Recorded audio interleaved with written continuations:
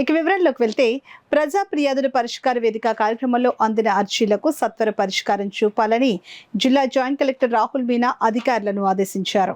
జిల్లా స్థాయి పీజీఆర్ఎస్ కార్యక్రమం సోమవారం కాకినాడ కలెక్టరేట్ వివేకానంద హాల్లో జరిగింది.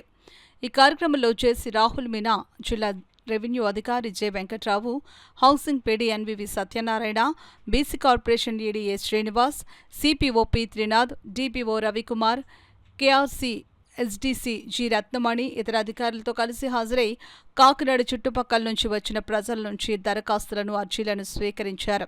ఈ అర్జీలను ఆయా శాఖల అధికారులకు సూచిస్తూ వాటిపై సత్వరం సమగ్రమైన విచారణ చేపట్టి తగిన పరిష్కారం అందించాలని అధికారులను ఆదేశించారు.